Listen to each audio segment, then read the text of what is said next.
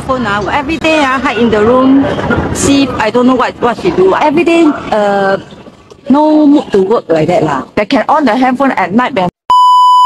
Nandito na naman tayo muli. Ngayong araw nito ay pag-usapan natin ang pagsi-cellphone ng mga helper dito sa Hong Kong. Alam niyo guys, may nakita ako, may dumaan sa wall ko, yung may mga amo na nagre-reklamo na talaga sa mga katulong nila sa over-usage na sa kanilang mga phone.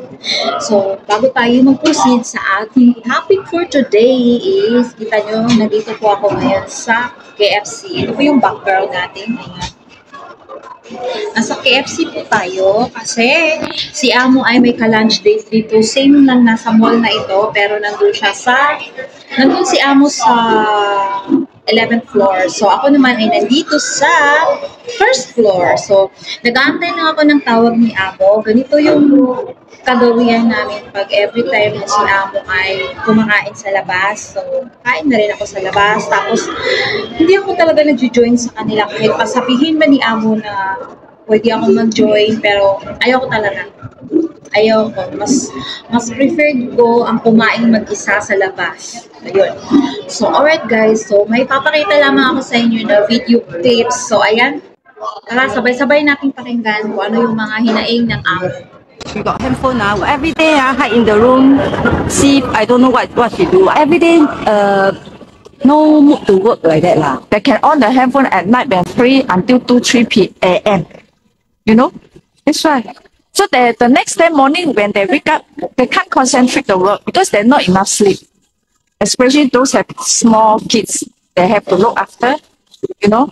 It's not fair for the employees. They will not be working on their normal chores or their duties. They tend to sort of like quickly do the housework and all these things and then have a lot of time to spend on the phone.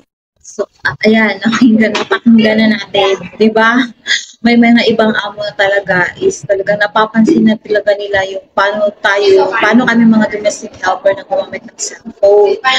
Though, may hindi kasi pare-parehas yung mga amo, may ibang amo talaga is nakakaintindi, yung amo naman is hindi nakakaintindi. So, di ba, narinig natin yung reklamo ng isang amo na, ayun, pwede daw gumamit na phone, pero sa gabi na, after work, hanggang yung sabi pa nga 3, yung isa dyan, sabi, di ba, hanggang 3 p.m. PM pa niya. Tapos, pag kinabukasan, so, puyat. So, wala nang ganang magtrabaho. Di ba guys? So, gano'n. So, isang domestic helper, kahit na alam naman natin ngayon talaga is, aminin mo sa hindi, is more dot than work. Mostly, pero hindi ko naman nilahat. Kasi, syempre, like sa akin, masasabi ko rin talaga more on dot rin. Kasi, kunting ingap lang ni Amo, syempre silip-silip ng phone. Sa generation talaga ngayon, talagang hindi natin may iwasan na maya-maya hahawak tayo ng phone. Pero, dapat talaga is kailangan natin magkaroon tayo ng self-discipline sa paggamit ng ating mga cellphone. Siyempre, dapat talaga is kailangan muna natin i-priority yung work natin. So, may isa rin nagreklamo din na amo na nagmamadali tayo sa pagtrabaho para makadugtog. Pero siyempre, diba, kasi nanghirap din naman kasi kailangan din talaga natin mag-communicate sa pamilya natin during daytime kasi pag gabi na, hindi na natin sila.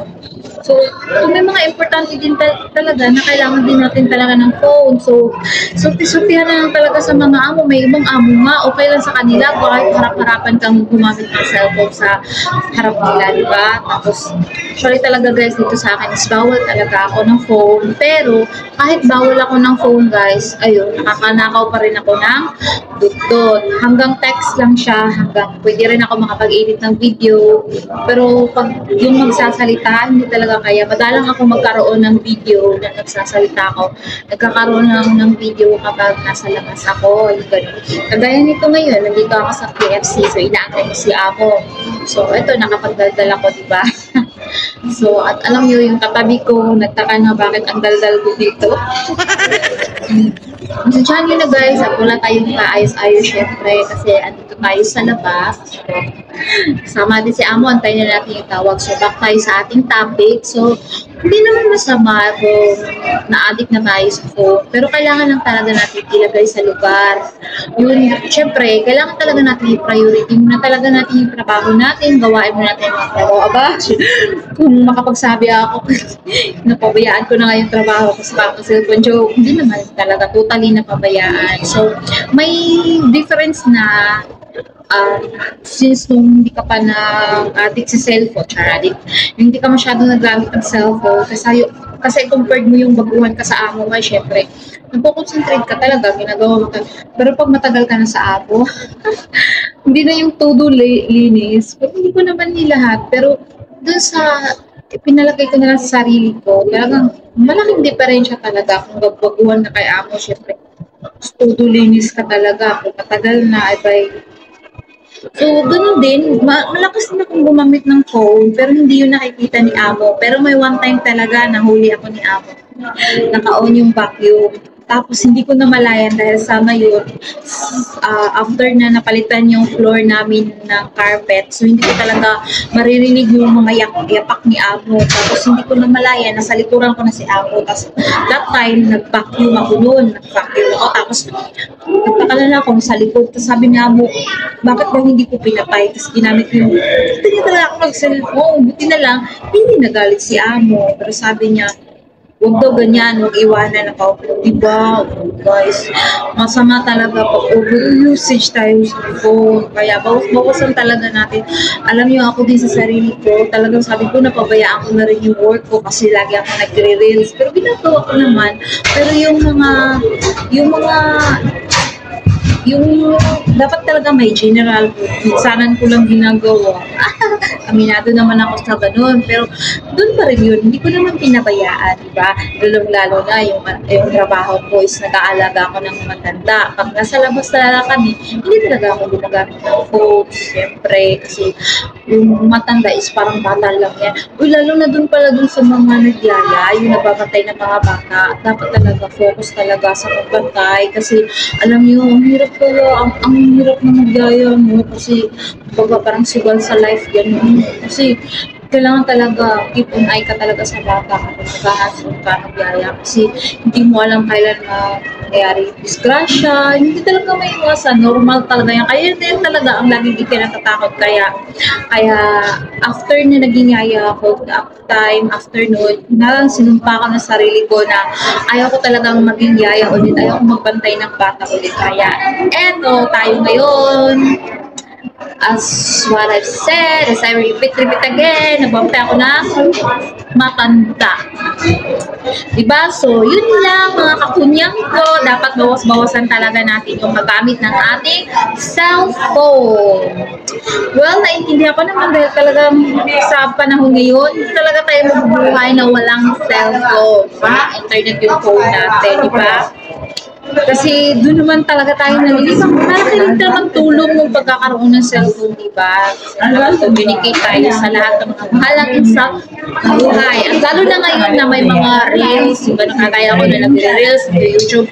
Alam nyo, ito rin ay isang magandang libangan rin kasi alam mo, instead na masyado kang problematic, marami kang iniisip, until na darating sa punto na matidepress ka.